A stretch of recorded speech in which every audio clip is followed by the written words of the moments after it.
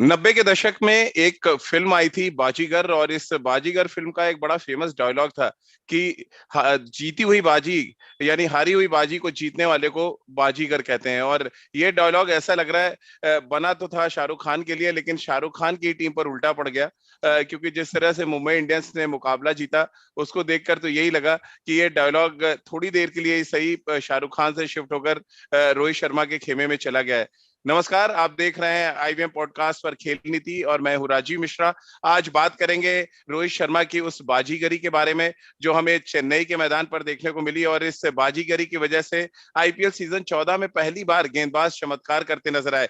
मेरे हाथ में भी ये व्हाइट बॉल है, इस पर भी बातचीत करेंगे कि अचानक इस व्हाइट बॉल ने खेल करना कैसे शुरू कर दिया है। और सबा आपको बहुत डिटेल में बताएंगे कि राहुल चहर के हाथ से छूटती गेंदें क्यों परेशानी पैदा कर रही थी, ट्रेंट बोल्ट ने ऐसा क्या कुछ किया जिसकी वजह से बॉल अचानक 20वें ओवर में स्विंग होता हुआ नजर आया।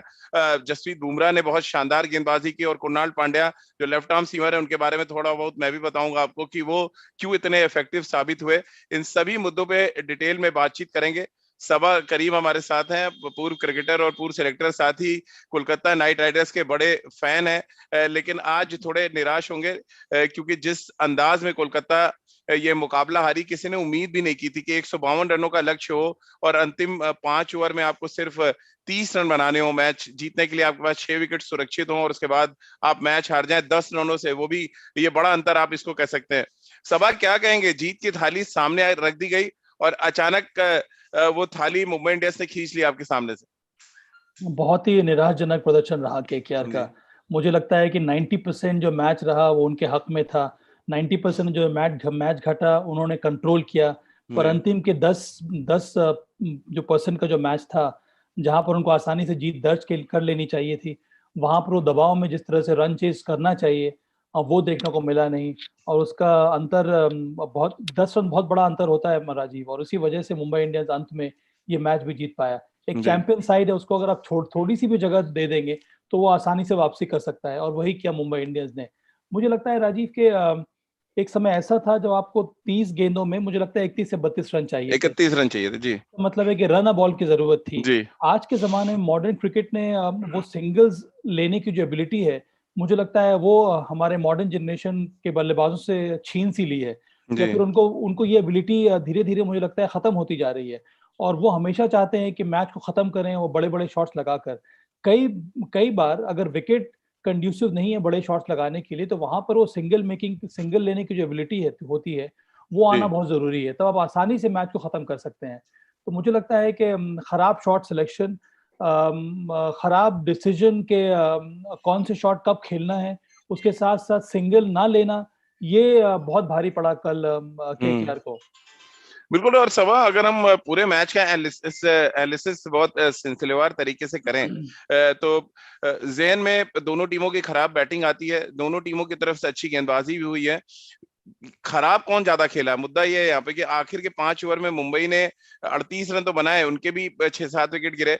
कोलकाता नाइट राइडर्स को बनाने थे अंतिम 5 ओवर में 31 रन, तो उनके सिर्फ 3 विकेट तो गिरे, लेकिन 10 रन वो शॉर्ट रह गए। कैसे आप देखते हैं ये जो अंतिम के 5 ओवर दोनों टीमों ने खेले, क्या ये बड़ा फर्क पैदा कर गए? बहुत बड़ा फर्क पैदा पैदा किया राजीव। पर उससे बड़ी बात यह है कि अगर हम केकेआर के दृष्टिकोण से देखेंगे तो उनको इतनी अच्छी शुरुआत मिली थी। हम्म पहला विकेट उनका 72 पे गिरा था, उसके बाद दूसरा विकेट चली जल्दी गिर गया राहुल त्रिपाठी का, फिर कप्तान ओवेन मॉर्गन आए। उन्होंने आते ही एक ओवर में बुमराह को शानदार वो शॉट खेला, और उसके हम्म बाद राहुल चहर के उस ओवर में उस प्रकार के शॉट खेलने की आवश्यकता थी नहीं, वहां पर उन्होंने गलती कर दी। तो बात यहाँ पर सिर्फ अंतिम के 5 ओवर की नहीं है, बात हम्म यहाँ पर केकेआर की तरफ से ये भी है कि मिडिल ओवर्स में आपने किस तरह से बल्लेबाजी की। हम्म वहां पर उस प्रकार के शॉट्स खेलने की, उतनी जल्दी विकेट्स गंवाने की आवश्यकता थी नहीं। आपके पास कई सारे ओवर्स थे। राहुल चौहान अगर आपको पता है कि वो अच्छी गेंदबाजी कर रहे हैं, तो उनको ओवर को आप 4 या 5 रन में पर ही अगर आप खेल लेते हम्म तो काफी आसानी हो जाती है इस रन चेज में। तो अंत में जब दबाव बढ़ता जाता है और फिर आप खराब शॉट्स खेलते हैं, तो फिर नतीजा यही होता है। मुझे अभी हम्म भी लग रहा है कि मुंबई इंडियंस के लिए बहुत बड़ा पॉजिटिव ये है कि 2 बार उन्होंने बिलो पार परफॉर्मेंस दिया है। एक एक मैच वो अंतिम ओवर में हार गए, अंतिम बॉल पे हार गए, और एक मैच वो अंतिम ओवर में जीत गए। तो मुझे लगता है इससे उनको प्रोत्साहन मिलेगा। हालांकि बहुत सारी कमियां अभी भी हैं मुंबई इंडियंस में। उनके लिए जी सबसे बड़ी चुनौती ये है कि चेन्नई के विकेट्स में जो मैचेस वो खेल रहे हैं, वहां पर किस प्रकार से एडजस्ट करना होगा। उन्होंने अभी तक ये जो काम है करके दिखाया नहीं है, तो बहुत बड़ी जिम्मेदारी है उनके बल्लेबाजों के ऊपर कि कम से कम 175 180 का स्कोर वो खड़ा करें। अब अब वो पहले पावर प्ले में किस तरह से बैटिंग करते हैं या फिर अंतिम के 5 या 6 में किस तरह से बल्लेबाजी करते हैं, ये उनको डिसाइड करना होगा। पर अंत में ये जरूर मानना होगा कि बिलो पार परफॉर्मेंस के बावजूद मुंबई इंडियंस, चूंकि वो चैंपियन साइड है, वो उन्होंने केकेआर को हरा दिया। बिल्कुल। सब ऐसा तो नहीं लग रहा कि डायलॉग तो शाहरुख खान ने बोला था, और केकेआर में डायलॉग बड़ा भी फेमस भी है कि हारी हुई बाजी को जीतने वाले को बाजीगर कहते हैं। लेकिन ये अचानक डायलॉग शिफ्ट हो गया। रोहित शर्मा खुद को शाहरुख खान तो नहीं समझ रहे होंगे जब ड्रेसिंग रूम के अंदर गए होंगे, और ये डायलॉग तो निश्चित रूप से उन्होंने बोला होगा ड्रेसिंग रूम में। मुझे लगता है कि ड्रेसिंग रूम के बाहर ही बोल रहे थे, इसी उन्होंने एक ओवर बॉलिंग भी कर ली वहां पर। चलिए अच्छा रहा कि कुछ हुआ नहीं, वो तो स्लिप कर गया था पैर उनका। मुझे तो लग रहा है कहीं एंकल ट्विस्ट ना हो गया हो। पर खैर अच्छी बात यह है कि रोहित शर्मा फिट रहे। पर अंत में देखिए रोहित शर्मा का कमाल अलग है। उनकी कप्तानी कितनी अच्छी रही, कितने शांत स्वभाव से उन्होंने बॉलर्स को रोटेट किया। कृणाल पांड्या को अंत में वो डेथ ओवर्स में लेकर आया, एक ओवर बुमराह से कराया, फिर अंतिम ओवर ट्रेंट बोल्ट को बचा के रखा, बीच में खुद एक ओवर डाल लिया। तो मुझे लगता है कि ये बहुत ऊंची परख है उनको कि दबाव कैसे वो सेंस कर लेते हैं कि दूसरी टीम के ऊपर बढ़ रहा है। और वही रोहित शर्मा ने किया, और अंत में उन्होंने चोक कर दिया केकेआर को। राहुल चहर की भी बात करना बहुत जरूरी है। तो सबा हमारे साथ आईबीएम पॉडकास्ट पे जो तमाम व्यूवर्स, हमारे श्रोता लगातार जुड़ते रहते हैं, उनके लिए एक अच्छी खबर और बता दें। हम और सबा लगातार इस बात को लेकर बहुत खुश हैं कि 5वां लगातार ऐसा मैच है जहां पर भारतीय खिलाड़ी मैन ऑफ द मैच बना है। पहले 4 मुकाबलों के बारे में हमने बात की, और 5वां मुकाबला जब एक तरफ रसेल ने 5 विकेट लिए तो मुझे लगा था कि मैन ऑफ द मैच अब तो शायद ये सिलसिला टूट जाएगा, लेकिन ये सिलसिला टूटने नहीं दिया राहुल चहर ने। बहुत शानदार गेंदबाजी की, 4 विकेट उन्होंने हासिल किए। पहले ओवर पे उनको प्रेशर भी था, 2 आड़े शॉट भी उनपे खेले गए। सबा लेकिन मेरे हाथ में ये व्हाइट बॉल है, और मैं आपसे जरा समझना चाहूंगा कि एक्चुअल प्रॉब्लम हो क्या रही है। जो लेग स्पिनर्स आते हैं, वो राशिद खान हो या अभी हमने देखा राहुल चहर को, हमने यजवेंद्र चहल को देखा, श्रेयस गोपाल बड़े इफेक्टिव हो जाते हैं कुछ टाइम पे।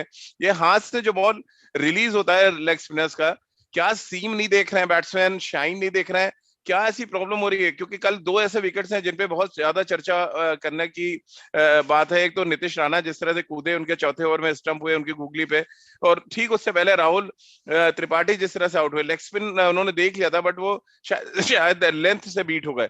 कैसे आप देख रहे हैं ये जो व्हाइट बॉल के साथ लेग स्पिनर्स का सक्सेस रेट बढ़ता चला जा रहा देखिए राजीव, 2 तरह से आप बॉलर्स के वेरिएशन को आप पढ़ सकते हैं। है? एक तो जैसे बॉल आपके हाथ से छूट रही है at the point of release, तब आपको पढ़ना होता है उनके उनके एक्शन को देखकर। और दूसरा होता है कि जो जो सीम पोजीशन है उसको आप देखकर जी परख सकते हैं। जी बिल्कुल। उदाहरण के तौर पे अगर आप लेग स्पिनर हैं और अगर आपकी जो जो सीम पोजीशन है वो फर्स्ट स्लिप की तरफ है, इसका मतलब है कि आपकी बॉल जो है वो लेग स्पिन होकर आ रही है। अगर उसकी सीम पोजीशन टुवर्ड्स लेग स्लिप है, इसका मतलब है कि राइट हैंडर की तरफ अंदर आ रही है, इसका मतलब है कि वो गूगली है। कई बार लेग स्पिनर्स ओवर स्पिन कराते हैं, ज्यादा फ्लाइट देते हैं, उसमें जो जो पोजीशन होती है वो भी कुछ उसी प्रकार की रहती है। उनके पास टॉप स्पिनर है, जो फ्लिपर होती है वो फ्रंट द आर्म बॉल आती है। बहुत ज्यादा जरूरी है एक बल्लेबाज के लिए कि आप जैसे ही बॉल छूट रही है आपको मालूम हो जाना चाहिए कि बॉलर ने किस प्रकार का वेरिएशन ट्राई किया है। तभी आपका फुटवर्क सही रहेगा, तभी आपका शॉट सिलेक्शन सही रहेगा, तभी आप बहुत जल्दी पोजीशन में आ जाएंगे। तो मुझे लगता है कि आजकल के कई बार मैंने देखा है जो मॉडर्न डे बल्लेबाज हैं, वो ज्यादा फोकस करते नहीं है पॉइंट ऑफ रिलीज में। उनका प्रयास होता है कि ऑफ द विकेट खेलने। पर जी एक शानदार लेग स्पिनर हो और स्पिनर हो तो उसको ऑफ द विकेट रीड करना बड़ा मुश्किल हो जाता है, विशेष जी करके ऐसे विकेटों पे जहां पर उछाल हो और जहां पर ऑफ द विकेट स्किड होकर बॉल आ रही है। और मुझे लगता है इसी वजह ज्यादा परेशानी होती है राशिद खान को खेलने में, क्योंकि स्किडी बॉलर है। राहुल चहर के साथ भी वही हुआ, उन्होंने बेहतरीन मिश्रण दिखाया। हालांकि राहुल चहर गुगली कम डालते हैं, उनका जो मिश्रण होता है वो उनके ट्रेजेक्ट्री में है, वो उनके फ्लाइट में है, वो उनकी गति में है। और मुझे लगता है कि इसी वजह से कई बार जो बल्लेबाज है वो गति देखकर उसको लगता है कि गुगली हो रही है, पर जी ऐसा होता नहीं, वो भी एक लेग स्पिन हो जाती है या फिर वो डिलीवरी जो वो फ्लिपर हो जाती है। मुझे लगता है कि बहुत ज्यादा ध्यान देना होगा at the point of release, तभी बैट्समैन बहुत जल्दी पिक कर सकते हैं लेग स्पिनर्स के वेरिएशंस को, और फिर उनको आसानी होगी खेलने में। समा, जो बाउंस की आपने बात की, बाउंस हमने वरुण चक्रवर्ती के इस फिल्म में भी देखा और उनको बहुत कम मार पड़ी, क्योंकि पहले मैच में बहुत उनको रीड कर लिया था और उनको बहुत मार भी पड़ी थी सनराइजर्स के अगेंस्ट। बट जिस तरह की गेंदबाजी वरुण ने की, क्या ये बाउंस भी एक बड़ा फैक्टर है? जो भी रिस्ट स्पिनर्स हैं या मिस्ट्री स्पिनर्स को हम देखते हैं जिनके हाथ से बॉल छूटता है, तो क्या सीम बड़ा इंपॉर्टेंट रोल प्ले करता है कि आप सीम पे बॉल कितना गिरा रहे हैं जिसकी वजह से आपको बाउंस मिले? और शायद ये बड़ा एग्जाम्पल था कल के मैच में, वरुण चक्रवर्ती एक तरफ और दूसरी तरफ राहुल चहर ने जिस तरह की गेंदबाजी की। हाँ, वो एक और वेरिएशन है जी राजीव। अगर विकेट में बाउंस है, जिस तरह से वरुण चक्रवर्ती गेंदबाजी करते हैं, वो क्विक आर्म एक्शन है उनका, और जानबूझ के वो बॉल को हिट करते हैं, जी विकेट को हिट करते हैं, जिससे उनको एक्स्ट्रा बाउंस मिलता है। और वो तब पॉसिबल होता है जब आपकी जो सीम पोजीशन है, उसी पर जो जो अपराइट सीम पोजीशन है, अगर वहीं पर बॉल पिच करती है तो आपको एक्स्ट्रा उछाल मिलता है। और ये वरुण चक्रवर्ती के एक और वेरिएशन है। उसके साथ हम्म साथ वो एक तरह के मिस्ट्री स्पिनर है, उनके पास गुगली है, उनके पास लेग स्पिन है, उनके पास फ्लिपर है, और ये एक्स्ट्रा बाउंस जो उनको मिलती है, वो वाली गेंद भी उनके पास है। तो मुझे हम्म लगता है कि कई सारे वेरिएशन इस समय देखने को मिल रहे हैं लेग स्पिनर्स के रिpertoire में। और इसीलिए एक लेग स्पिनर अगर आपके पास है, आपकी टीम में है, तो उसके 4 ओवर की अहमियत बहुत ज्यादा बढ़ जाती है। राशिद जी खान को हम लोगों ने देखा, राहुल चहर को हम लोगों ने देखा, तो वरुण चक्रवर्ती को हम लोगों ने देखा। तो विकेट जैसा भी हो, अगर आपके पास उस प्रकार का मिश्रण है और उसके जी। पास उस तरह का आपके पास फास्ट आर्म एक्शन है, तो उसको पिक करना बड़ा मुश्किल हो जाता है बल्लेबाजों के लिए। सब हम कुणाल पांड्या क्योंकि पिछले मैच जो पिटे थे, और हम और आप चर्चा बार बार कर रहे हैं कि मुंबई इंडियंस की कमजोर कड़ी है क्योंकि 5 गेंदबाज हैं, हार्दिक पांड्या गेंदबाजी नहीं कर रहे हैं। अब 4 ओवर में 13 रन देना है एक लेफ्ट आर्म स्पिनर के लिए। क्या ज्यादा अच्छा वो कर रहे थे? एक तो उन्होंने, जो मैंने जज किया, एक तो बड़ा अच्छा उन्होंने अपनी स्पीड को वेरी किया, बहुत ज्यादा तेज डालने नहीं गए, या वो जो दिल्ली में कहते हैं सबा ना कि गेंद पहुंचा नहीं रहे थे, हम्म। थोड़ा उन्होंने स्लो डाला और उनको थोड़ा स्पिन भी मिला है। इससे पहले वो तेज डाल रहे थे तो स्पिन नहीं मिल रहा था।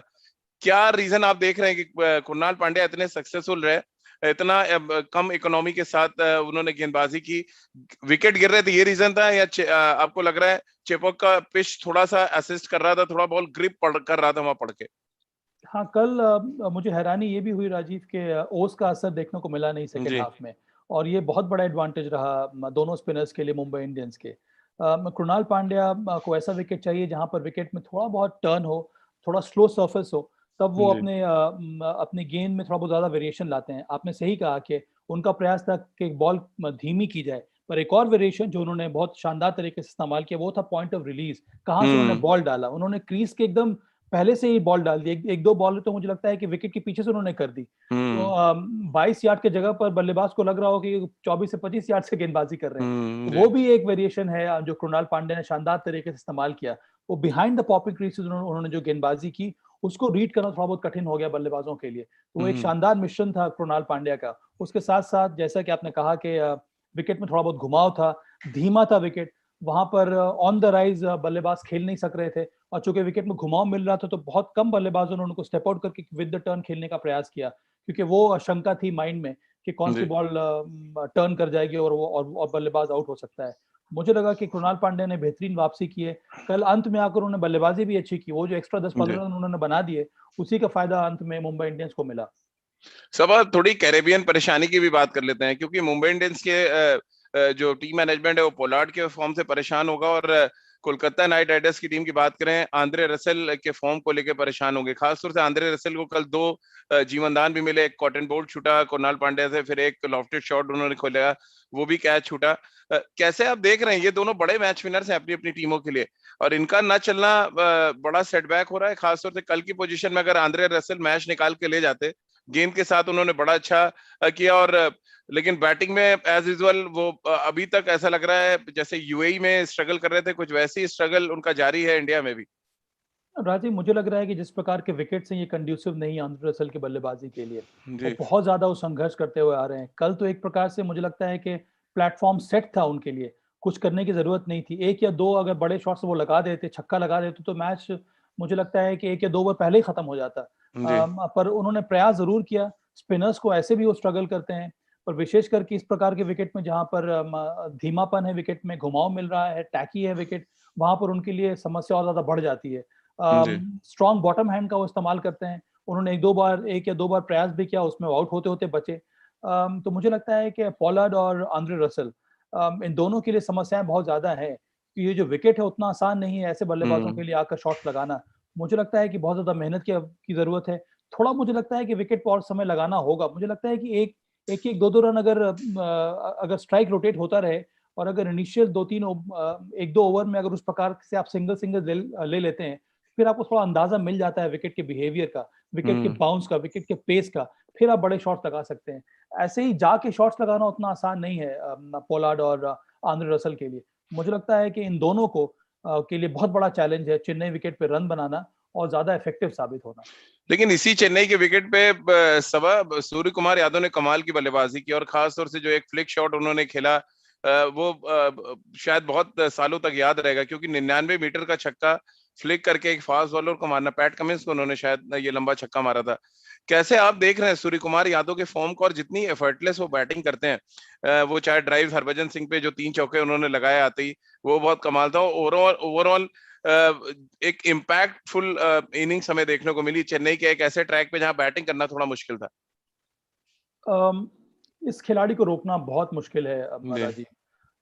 ये इसका नाम ऐसे ही स्काई नहीं दिया गया है। मुझे लगता है कि इस खिलाड़ी में आसमान को छूने वाली जो एबिलिटी होती है वो है। जी जी। और इस खिलाड़ी को हम लोगों ने इस तरह की बल्लेबाजी करते हुए डोमेस्टिक क्रिकेट में कई बार देखा है। अच्छी बात यह है कि पिछले एक दो सीजन में आईपीएल के लिए में शानदार वो उन्होंने बल्लेबाजी की है। और कल वो नंबर 3 पर आए थे बैटिंग करने के लिए, जबकि समय जो स्थिति थी गंभीर हो रही थी वहां पर मुंबई इंडियंस की, रन उतना बन नहीं रहे थे, रोहित शर्मा स्ट्रगल कर रहे थे। पर सूर्य कुमार यादव की वजह से ही मुझे लगता है थोड़ा बहुत जो स्ट्राइक रेट है और जो रन रेट है वो ऊपर बढ़ गया। सूर्य की विशेषता यही है कि विकेट जैसा भी हो उनके पास बहुत ज्यादा टाइम है। ज्यादा वो कभी भी वो शॉट्स खेलते समय कभी आपको ऐसा नहीं लगेगा कि जोर से मारने का प्रयास कर रहे हैं। उनकी जो बॉडी की जो पोजीशन होती है वो सही होती है, कॉन्टैक्ट पॉइंट जो होता है वो सही होता है। तो चाहे वो स्पिनर्स के सामने हो या फिर पेस बॉलर्स के सामने हो, बेहतरीन शॉट्स लगा सकते हैं और विकेटों के चारों तरफ वो शॉट्स लगा सकते हैं। तो उनको रोकना बड़ा कठिन है राजीव। कल मुझे लगता है निराश जरूर होंगे सूर्य, बिकॉज इतनी अच्छी पारी वो खेल रहे थे और अगर ज्यादा वहां से खेलते तो मुझे लगता है कि 170 175 का स्कोर जरूर मुंबई खड़ा कर सकता था। चलिए, हमारे व्यूवर्स के भी सवाल आने शुरू हो गए हैं इस पे सभा आगे, क्योंकि अगले मैच को लेकर सवाल आ रहे हैं और कुछ सवाल ऐसे जिनके जवाब आप देना बहुत पसंद करेंगे। लेकिन अगले मैच में जाएं उससे पहले एक जो सवाल ध्यान में आता है कि मिडिल ऑर्डर को लेके आपको लग रहा है एक बड़ा चैलेंज आ गया है दोनों टीमों के सामने, क्योंकि क्रीज पर अगर कोलकाता को देखें तो उनके लिए दिनेश कार्तिक क्रीज पे थे और वो मैच हार गए। One of the most experience batsman अगर हम कोलकाता की बात करें। मुंबई लगातार स्ट्रगल कर रहा है हार्दिक पांड्या के फॉर्म को लेके, पोलार्ड के फॉर्म को लेके, और कुणाल पांड्या भी स्ट्रगल कर रहे हैं एज अ बैट्समैन। क्या ये परेशानी का सबब है दोनों टीमों के लिए? मैच भले ही मुंबई हार गई, बट कंसर्न एरियाज काफी निकल कर अचानक सामने आके खड़े हो गए दोनों टीमों के लिए। देखिए, मुंबई इंडियंस के लिए उनके लिए कंसर्न ये है कि उनके पावर प्ले में जिस तरह से उनको रन्स बनाना चाहिए, जिस तरह से नई बॉल के सामने उनको एग्रेसिव बल्लेबाजी करनी चाहिए, वो देखने को मिला नहीं है। और इसी वजह से दबाव जो है वो बहुत ज्यादा लोअर मिडिल ऑर्डर के ऊपर आ जा रहा है। और जिस तरह का विकेट है चेन्नई का, वहां पर उतना आसान नहीं होता है लोअर मिडिल ऑर्डर के लिए आके बल्लेबाजी करना, बड़े बड़े शॉट्स लगाना। तो मुझे लगता है कि वो एक चेंज एक्सपेक्ट हम लोग करेंगे मुंबई इंडियंस से। उनका उनका जो अप्रोच है उसमें थोड़ा बहुत अंतर होना चाहिए आने वाले मैचेस के लिए। तभी मुझे लगता है कि मिडिल ओवर में रन बनाना भी आसान हो जाएगा। ये रही मुंबई इंडियंस की बात। केकेआर के लिए बहुत बड़ी समस्या ये है कि उनके कप्तान ओवेन मॉर्गन का रिपीटेड फेलियर राजीव। एक और इस्तीफा तो नहीं देख रहे हैं सब आप? दिनेश कार्तिक का इस्तीफा देखा हमने। पता नहीं, मुझे लगता है कि मॉर्गन एक बहुत बड़े प्लेयर है, उनकी कप्तानी काफी अच्छी रही थी कल। या दबाव डाल के इस्तीफा दिलवा दिया जाए, ये भी होता है इंडियन क्रिकेट में। और उनके पास विकल्प कौन है और किसको आप कप्तान बनाएंगे? मुझे लगता है पैट कमिंस ही कप्तान बन सकते हैं इसके बाद। पर ओवेन मॉर्गन और दिनेश कार्तिक की दोनों बहुत इंपॉर्टेंट कड़ी हैं मुंबई केकेआर के लिए मिडिल ओवर्स में और मिडिल ऑर्डर में। इन दोनों का बल्ला अगर नहीं चला तो मुझे लगता है कि दबाव बहुत ज्यादा पड़ेगा केकेआर के ऊपर। इस समय सिर्फ एक ही खिलाड़ी है जो रन बना रहा है उनके लिए, वो है नीतीश राणा। तो एक खिलाड़ी के बलबूते पर आप एक या दो मैच जरूर जीत सकते हैं, पर आप टूर्नामेंट जीतने के बारे में तो सोचना छोड़ ही दें। चलिए सबा, मतलब कोलकाता के लिए कहावत बिल्कुल फिट बैठती है कि हाथ को आया मुंह ना लगा। यानी मैच आपके हाथ में तो आ गया था, लेकिन आप उसका आप टेस्ट नहीं ले पाए, जीत का टेस्ट। चलिए, आज एक बड़ा और मुकाबला, आईपीएल सीजन 14 का छठा मुकाबला खेला जाएगा। और ये मुकाबला होगा आरसीबी और सनराइजर्स हैदराबाद के बीच में। मैदान वही है, पिच लगभग वैसी नजर आएगी, कंडीशंस भी काफी हद तक वैसी होंगी जहां पर मुंबई ने मुकाबला जीता कोलकाता से। सबा एक बड़ा मुकाबला, और आरसीबी क्योंकि स्ट्रगल करके अपना पहला मुकाबला जीती थी, मोमेंटम किस टीम के साथ आप देख रहे हैं? सनराइजर्स कोलकाता के खिलाफ हारी, लेकिन आरसीबी ने एक क्लोज कॉन्टेस्ट जीता था। कैसे आप देख रहे हैं? क्योंकि व्यूअर्स के फिर सवाल कुछ आ रहे हैं, फिर वो सवाल भी लेना हम शुरू करेंगे। मुझे लगता है कि बहुत बड़ा मोटिवेशनल फैक्टर आरसीबी के लिए यही होगा कि उन्होंने जी चैंपियनशिप साइड को हराया है, वो भी टफ कंडीशंस में, वो भी चेस करते हुए।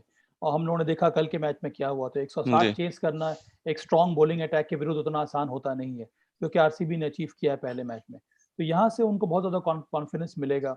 उसके साथ साथ उनके जो 3 मेन बल्लेबाज हैं, तीनों ने कॉन्ट्रीब्यूट किया है, Virat ji Kohli, Glenn Maxwell, AB de Villiers. उसके साथ साथ उनकी जो समस्या रही है डेथ ओवर की, वहां पर मुझे लगता है कुछ हद तक सोल्यूशन उनको मिल गया है। हर्षल पटेल ने जिस तरह से गेंदबाजी की है, काइल जेमिसन ने अच्छी शुरुआत दिलाई थी उनको। तो मुझे लगता है कि ये जो कॉम्बिनेशन बनकर उभरा है, और जो मेन उनके जो इम्पैक्टफुल प्लेयर्स है, उनका जो परफॉर्मेंस रहा है पहले मैच में, जी उससे उनको बहुत ज्यादा विश्वास बढ़ेगा। और मुझे उम्मीद है कि आरसीबी को आज उसी तरह से, उसी लय के साथ, वही फॉर्म के साथ, वही अप्रोच के साथ मैदान में उतरना चाहिए, तब वो सनराइजर्स को हरा सकते हैं। सनराइजर्स के लिए बहुत बड़ी चुनौती है कि वो यहाँ से कमबैक क्या करते हैं। जी उनके लिए भी समस्या डेविड वार्नर और ओवेन मॉर्गन ही जैसी है। कप्तान का चलना बहुत जरूरी है राजीव। जी अगर आप अभी तक सारे मैचेस देखेंगे, जिस कप्तान का बल्ला चला है, जिस कप्तान ने परफॉर्म किया है, वो टीम आगे है इस समय। जी मुझे लगता है बहुत ज्यादा जरूरी तो है कि आपको लग रहा है सबा कप्तान का नॉन बल्ला प्लेइंग चले। कैप्टन का भी ऑप्शन आना चाहिए आईपीएल में, कि आप बाहर से कप्तानी कर लें, आप टाइम आए तो आप रिप्लेस कर लें एक बैट्समैन? कुछ भी हो सकता है राजीव, क्योंकि ये टेनिस। T20 का जमाना है। जी कुछ भी हो सकता है, बिकॉज अंदर में ना हाई हाई स्टेक्स चलता रहता है, और कप्तान जी का दिमाग मुझे लगता है नहीं कि ज्यादा चलता है इस समय। तो कुछ भी आने सबा वाला समय सबा डिसाइड बहुत कर जल्दी से सकता एक है। सवाल ले लेते हैं। हर्ष जैन का ये सवाल है सबा की, वॉशिंगटन सुंदर को क्या पावर प्ले में गेंदबाजी इस बार कराते हुए देख रहे हैं? पिछली बार बहुत देर में विराट कोहली ले आए थे उनको बॉलिंग अटैक पे। हाँ, मुझे लगता है कि सनराइजर्स के जो ओपनर्स हैं, डेविड वार्नर जी है, उनके सामने जरूर वॉशिंगटन सुंदर आएंगे गेंदबाजी करने के लिए। जिस तरह का विकेट है, मुझे लगता है कि फायदा होगा वॉशिंगटन सुंदर को। और वो जी इतने दिनों से नई गेंद से वो अच्छी तरह से गेंदबाजी करते हैं। सरफेस को देखते हुए मुझे तो उम्मीद है, या उम्मीद क्या, मुझे विश्वास है कि वॉशिंगटन सुंदर जरूर गेंदबाजी करेंगे पावर प्ले में। एक तरफ डेविड वार्नर होंगे उनके सामने, हो सकता है कि रिद्धिमान साहा की जगह पर कोई और आ जाए बल्लेबाजी जी करने के लिए। पर चूंकि डेविड वार्नर है, उनका विकेट जल्दी निकालना बहुत जरूरी है। और आपको याद होगा पिछले केकेआर के मैच में पहले ही ओवर में हरभजन सिंह ने उनको आउट ऑलमोस्ट कर दिया था। कर दिया था। पैट जी कमिंस बिल्कुल। ने उनका कैच छोड़ दिया, जी तो वो थोड़ा बहुत सस्पेक्ट है राइट आर्म ऑफ स्पिनर्स के विरुद्ध, डेविड वार्नर। एक और सवाल है हमारे व्यूवर का सबा, उनका ये कहना है कि समत को क्या बल्लेबाजी में ऊपर देख सकते हैं आज के मुकाबले में? पिछले आईपीएल सीजन में भी उन्होंने शानदार बल्लेबाजी की थी, वो एक जी इफेक्टिव पावर हिटर हैं सनराइजर्स के लिए। और मुझे आश्चर्य हुआ कि पिछले मैच में विजय शंकर को क्यों सनराइजर्स ने पहले भेजा। अब्दुल जी समद ने आते ही कल पिछले मैच में धुआंधार एक दो छक्के लगा दिए थे, वो भी पैट कमिंस के विरुद्ध। वो हम्म एक शानदार स्ट्राइकर है, उनकी टाइमिंग बड़ी अच्छी रहती है, और पावरफुली बिल्ट है। मुझे लगता हम्म है कि बहुत जरूरी है कि अब्दुल समद को ठीक प्रकार से इस्तेमाल किया जाए, और सही पोजीशन में उनको भेजा जाए जी स्कोरिंग रन रेट को और ऊपर करने के लिए। सबा, मेरे पास कुछ सवाल मेरे व्हाट्सएप पे भी आ रहे हैं, वो भी लेना बहुत जरूरी है। और उनमें एक एक बड़ा इंटरेस्टिंग सवाल है रोहित शर्मा और राशिद खान और विराट कोहली को लेके। और ये कहना है कि राशिद खान अक्सर डोमिनेट करते हैं T20 फॉर्मेट में विराट कोहली का अगेंस्ट। क्या चेन्नई के ट्रैक पे एक बार फिर राशिद खान डोमिनेट करेंगे, या विराट कुछ अलग लेके आएंगे इस मैच में, क्योंकि ओपन वो कर रहे हैं, ज्यादा बॉलें उनको खेलने को मिल रही हैं? ये एक माउथ वाटरिंग क्लैश रहता है। जी मुझे तो इस तरह की लड़ाई का, इस तरह के बैटल का बड़ा इंतजार रहता है। Top quality leg spinner against arguably the best batsman in the world. हम लोगों ने बात की थी किस तरह से वो पिक करेंगे। विराट कोहली के लिए सबसे बड़ी समस्या यही है कि वो अभी भी लेग स्पिनर को ठीक ठीक तरह से रीड नहीं कर पाते हैं, जी जी और इसीलिए उनका स्ट्राइक रेट लेग स्पिनर्स के विरुद्ध उतना स्ट्रांग नहीं है और जितना बोल्ड कि बहुत होते नॉर्मली हैं बॉलर्स सबा। के सामने आईपीएल के होता है। मैचेस में हमने देखा बोल्ड आउट होते हुए उनको बहुत देखा है। वो गुगली जज नहीं होता, जज नहीं जो होता। हाथ के पीछे से छूटता है, और वो अक्सर हमने देखा है या तो फ्लिक खेलने चले जाते हैं बॉडी की दूर से, या कवर ड्राइव, और एक बड़ा गैप अक्सर बनता है विराट के बैटिंग स्टाइल में। वो तब होता है राजीव, जब आप बॉलर को पिक नहीं कर रहे हैं। और जी राशिद खान हो या फिर आदिल रशीद हो, इन दोनों दोनों को पता है किस तरह से सेट करना या सेटअप करके आउट करना विराट कोहली जी को। और विराट को बहुत ज्यादा ध्यान ध्यान के साथ बल्लेबाजी करनी होगी। और यहाँ पर मुझे ये भी लगता है कि विराट कोहली को ये समझना होगा कि यहाँ पर कोई ईगो क्लैशेस नहीं होना चाहिए। कई बार जी बल्लेबाज को ये लगता है कि चाहे वो राशिद खान हो, ठीक है आज मैं इसको दिखा देता हूँ, उसकी कोई जरूरत नहीं है। जरूरत यह है कि आप स्मार्ट क्रिकेट खेलें, आप इंटेलिजेंट क्रिकेट खेलें। और राशिद खान के को अगर आप राशिद खान की गेंदबाजी को समझ नहीं रहे हैं, अगर उनको गेंदों को आप परख नहीं पा रहे हैं, तो ध्यानपूर्वक खेल लें, उनको ओवर को आप समाप्त कर दें, ताकि आप जी दूसरे बॉलर्स को फिर आप स्ट्राइक कर सकते के सामने एक बड़े शॉट्स आप खेल सकते हैं और अपना स्ट्राइक रेट को ऊपर ले जा सकते हैं। मुझे लगता है कि विराट कोहली को स्मार्ट क्रिकेट खेलनी होगी, ताकि ये जो डोमिनेंस रहा है राशिद खान का, उसको दूर किया जाए। ये जरूरी नहीं है कि डोमिनेशन जो है वो सिर्फ बड़े शॉट लगाकर ही आप दिखा सकते हैं। स्मार्ट क्रिकेट खेल कर भी आप दिखा सकते हैं कि आपने किस प्रकार की जीत दर्ज की है राशिद खान के ऊपर। बिल्कुल समा। और हेड टू हेड मुकाबलों की बात करें तो 10 मुकाबले सनराइजर्स हैदराबाद ने जीते हैं और 7 मुकाबले आरसीबी ने जीते हैं। यानी कि एक तरफ इतिहास जो है वो एसआरएच के साथ है, और मौजूदा फॉर्म के लिहाज से जाएं, मौजूदा टीम का बैलेंस देखें तो वो आरसीबी वहां पर भारी पड़ती नजर आ रही है। कौन सा ऐसा डिपार्टमेंट आपको लग रहा है जहां पे आरसीबी को थोड़ा सा एज है सनराइजर्स हैदराबाद के सामने? मुझे लगता है कि बल्लेबाजी में हमेशा से एज रहा है जी आरसीबी को। तो वो इनके पास कई सारे T20 स्पेशलिस्ट हैं। उसके मुकाबले मुझे लगता नहीं है कि सनराइजर्स के पास उस तरह के T20 पावर हिटर्स हैं। जी डेविड वार्नर है, उनका बल्ले का चलना बहुत ज़रूरी है सनराइजर्स को कम्पीट करने के लिए। मनीष पांडे ने हालांकि पिछले मैच में रन ज़रूर बनाया था, और जो पावर हिटिंग होनी चाहिए जिसकी दरकार थी, वो देखने को मिला नहीं। तो मुझे लगता है कि वहाँ पर बहुत बड़ा एज है आरसीबी का सनराइजर्स के ऊपर। उनकी इनकी बल्लेबाजी मुझे लगता है ज्यादा स्ट्रांग नजर आ रही है जी। In compare to Sunrisers, Rajiv. जो जिस तरह का परफॉर्मेंस सबा हमने देखा मुंबई और कोलकाता के मैच में, और जिस तरह की गेंदबाजी कुणाल पांड्या ने की, आपको लग रहा है टेम्प्ट कर सकती है सनराइजर्स हैदराबाद की वो शाहबाज नदीम को खिलाए? एक अच्छा फिंगर स्पिनर जिनको कंट्रोल हो, थोड़ा बहुत ड्यू फैक्टर भी होता है, तो अगर आप फिंगर स्पिनर से तो आप ग्रिप अच्छा कर सकते हैं गेंद को। क्या ये टेम्पटेशन होगा कि संदीप शर्मा को ड्रॉप करके, जिनकी बहुत पिटाई हुई थी, और आप ले आए शहबाज नदीम को? कई सारे विकल्प हैं राजीव, वो भी एक विकल्प हो सकता है, पर मुझे लगता है कि हो सकता है कि संदीप शर्मा को अब एक मैच के ऊपर आप ड्रॉप करना, मुझे लगता है कि थोड़ा बहुत कठिन होगा। पर अगर अगर उनको किसी और को खिलाना है तो खलील अहमद उनके पास है, लेफ्ट आर्म सीमर। जी तो राइट हैंड लेफ्ट आर्म का कॉम्बिनेशन भी उनके लिए काम कर सकता है। तो विकल्प काफी सारे हैं यहाँ पर सनराइजर्स के लिए। पर हाँ, सनराइजर्स ने इतने सालों तक अच्छा परफॉर्म इसलिए किया है, उनकी जो ओपनिंग बॉल का जो अटैक है, संदीप शर्मा, जी भुवनेश्वर कुमार, उन्होंने पावर प्ले में विकेट लिया है। पिछले मैच में चूंकि वो कर नहीं पाए, इसीलिए वहां पर परेशानी बढ़ गई थी सनराइजर्स के लिए। जी। तो सनराइजर्स की बॉलिंग अटैक को और ज्यादा सशक्त अंदाज में गेंदबाजी करनी होगी, तभी वो ज्यादा इफेक्टिव होंगे आज आज इस मैच में आरसीबी के विरुद्ध। नहीं तो बहुत ज्यादा कठिन रहेगा सनराइजर्स के लिए। बिल्कुल। और सबा आपकी बात को बैक करने के लिए मैं कुछ बड़े इंटरेस्टिंग आंकड़े बताता हूँ। संदीप शर्मा ने 17 मुकाबलों में 25 विकेट लिए हैं आरसीबी के अगेंस्ट, और विराट का ट्रैक रिकॉर्ड बेहद खराब है।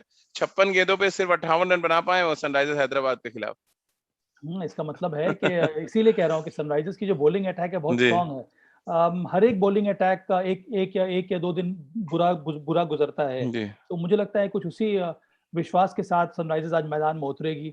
उनको हमेशा ये लगेगा कि उनकी टीम ज्यादा स्ट्रांग है, उनकी बॉलिंग अटैक ज्यादा स्ट्रांग है। मुझे लगता है कि एक दो बल्लेबाजी में वो ट्वीक कर लेंगे, तो वो समस्या भी वो जरूर हल कर सकते हैं। रिद्धिमान साहब को आप देख रहे हैं प्लेइंग 11 में, क्योंकि जॉनी बेस्टो भी है उनके पास विकेट कीपर। आपको लग रहा है एक प्योर बैट्समैन भी खिलाने की कोशिश कर सकता है, क्योंकि बैटिंग थोड़ी सी वीक लग रही है सनराइजर्स हैदराबाद के इस मुकाबले में सबा? मुझे लग रहा है अगर आपके पास जॉनी बेस्टो हैं तो फिर वो विकेट कीपिंग कर सकते हैं। जी और आपके पास फिर एक और ऑप्शन रह जाएगा, आप एक सॉलिड मिड ऑर्डर प्लेयर को आप खिला सकते हैं। आपके पास कई सारे विकल्प हैं वहां पर। एक अभिषेक शर्मा है, वो अच्छे ऑलराउंडर भी हैं। जी आपके पास प्रियम गर्ग है। तो कई सारे ऐसे बल्लेबाज हैं जो मिडल ओवर्स में आकर बैटिंग कर सकते हैं आपके लिए। तो समस्या यहाँ पर जिस तरह का विकेट है चेन्नई का, वो है कि मिडल ओवर्स में आपको एक सॉलिड प्लेयर चाहिए। हम्म पावर प्ले में बल्लेबाजी करने के लिए तो आपको कई सारे बैट्समैन मिल जाएंगे जो जो ओपनिंग कर सकते हैं। पर मिडिल ओवर को कंट्रोल करना बहुत जरूरी है। केन जी विलियमसन के बारे में हम लोग बात कर रहे हैं, उनको आप किस तरह से अंदर टीम में लाएंगे। जेसन होल्डर आपके पास एक विकल्प है। मुझे लगता है कि थोड़ा बहुत सोच विचार कर कर सनराइजर्स को टीम बनानी होगी, तब उनका जो दावा है वो ज्यादा स्ट्रांग रहेगा आज के इस मैच में। तो आपको क्या लग रहा है सबा कि जीत की गोली लेकर विराट कोहली आज मैदान पे उतरेंगे और लगातार अपना दूसरा मैच जीतेंगे? देखिए मुझे तो ये लगता है कि विराट कोहली जीत की गोली और आईपीएल शुरू होने के पहले ही खा लेते हैं। पर, पर कौन सी गोली किस दिन असरदार साबित होगी ये जी कहना बड़ा कठिन है। पर उम्मीद यही है कि जिस तरह से उन्होंने पहले मैच में उनकी टीम जीती थी, जी उसी तरह से मोमेंटम उनके साथ है, वही आगे लेकर चलेंगे तो उनकी टीम के लिए भी अच्छा होगा और उनके लिए भी अच्छा होगा। जी मुझे लगता है कि एनवायरनमेंट काफी अच्छा हो रहा है इस समय आरसीबी का। ग्लेन मैक्सवेल बहुत खुश नजर आ रहे हैं, उन्होंने जी। खुलकर बल्लेबाजी की है, तो वो एक बहुत बड़ा प्लस है आरसीबी के लिए। चलिए सबा चलते चलते मैक्स वेल करेंगे आज, आपको लग रहा है? क्यों मैक्स इससे पहले तो पुअर ही रहते, मैक्स वेल करते पहली बार नजर आए वो आरसीबी के लिए, तो एक और मैक्सवेल इनिंग की उम्मीद करी जाए चेन्नई में। देखिए एक बड़ी बात यह है राजीव, के सब कुछ निर्भर नहीं करता है मैक्सवेल के जी ऊपर। अन्य आईपीएल की टीमों में सब लोग ग्लेन मैक्सवेल की तरफ ही देख रहे थे, आप ही को रन बनाना है, जी। आप ही मैच विनर है। पर यहाँ पर नहीं, कई सारे आपने एक मैचेस कहानी रह गए। बताई थी ना सबा कि अनिल कुंबले ने इतना थक गए थे कि कह दिया था पैड पहन के बैठे रहो, अब जहां बैटिंग करना है कर लो। हाँ, पर यहाँ पर वो बात नहीं, यहाँ पर उनके रोल बहुत डिफाइंड हो गए हैं। जी यहाँ पर उनको उनको अन्य प्लेयर्स की तरह ट्रीट किया जा रहा है, क्योंकि उनसे उनसे बड़े बड़े दो बड़े सितारे टीम में मौजूद हैं, जी विराट कोहली और एबी डिविलियर्स। तो मुझे लगता है वो जो फोकस थोड़ा बहुत ग्लेन मैक्सवेल से हट गया है, वो उनके लिए काफी अच्छा रहेगा। कुछ उसी प्रकार की हालत हो रही है उनकी जो जी। उनके ऑस्ट्रेलिया टीम में होती थी T20 खेलते समय, वहां पर भी कई सारे सितारे हैं। तो ये जो कई बार लाइमलाइट आपके दिमाग आपके ऊपर से हट जाता है, तो वो आपके लिए अच्छा अच्छा साबित होता है। चलिए सबा, बहुत बहुत शुक्रिया तमाम इनसाइड खबरें देने के लिए, और जो आपने देखा कोलकाता मैच क्यों हारी और सनराइजर्स को क्या कुछ करने से बचना चाहिए आरसीबी के अगेंस्ट, ये आपने बताया। बहुत बहुत शुक्रिया आपका हमारे साथ जुड़ने के लिए, और हमारे तमाम जो व्यूवर्स हैं उनका भी बहुत बहुत शुक्रिया। उनसे गुजारिश है कि हमारे साथ रोज 9:15 पर हमारे खेल नीति प्रोग्राम से जुड़े, जो IVM पॉडकास्ट यूट्यूब चैनल और फेसबुक पर आपको देखने को मिलेगा। और मेरे साथ अगर आप जुड़ना चाहते हैं तो राजीव मिश्र ये ट्विटर हैंडल है मेरा, जहां पर आप जुड़ सकते हैं, और फेसबुक पर भी आप मेरे साथ जुड़ सकते हैं। और क्रिकेट की तमाम जो बारीकियां हैं और तमाम अपडेट्स हैं वो हम लगातार आपको आप तक पहुंचाते रहेंगे, वो चाहे आईपीएल की बात करें या इंटरनेशनल क्रिकेट की बात करें। आप सभी का बहुत बहुत शुक्रिया हमारे साथ जुड़ने के लिए।